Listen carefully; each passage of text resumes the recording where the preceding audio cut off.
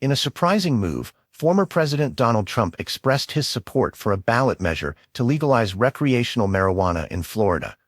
Trump announced his stance on his social media platform, Truth Social, ahead of Florida's November ballot. He emphasized that people caught with small amounts of marijuana should not be treated as criminals. He stressed the importance of responsible legislation to manage the use of marijuana, particularly in public spaces, comparing it to certain Democrat-run cities where public consumption is widespread. This position puts Trump at odds with other top Republican figures, including Florida Governor Ron DeSantis, who has firmly opposed legalizing recreational cannabis. Trump's comments came with a cautionary note, urging the state legislature to ensure that the new laws prevent public consumption of marijuana. Trump's stance aligns with a growing number of states where marijuana is already legal for either recreational or medical purposes. Many voters in Florida have shown significant support for the measure, according to recent polls. At the same time, Trump remains embroiled in legal challenges related to the 2020 presidential election. He recently claimed that he had every right to interfere in the election.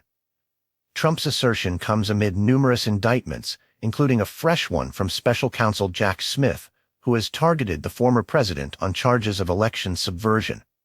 Despite these legal battles, Trump's popularity, as indicated by recent polls, remains robust among his supporters.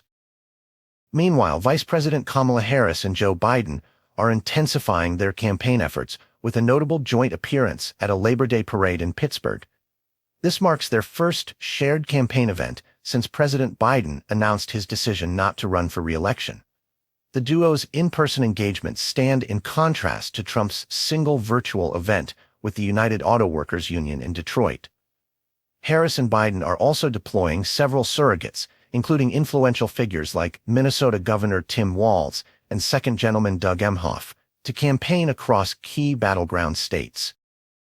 Trump's contrasting campaign strategy, opting for a virtual rally instead of physical appearances, appears tailored to manage the multiple legal crises he faces without compromising his campaign momentum.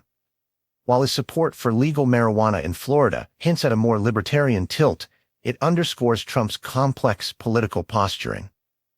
The conversation around marijuana legalization in Florida now intersects with the broader national election narrative, adding another layer of intrigue to an already charged political climate.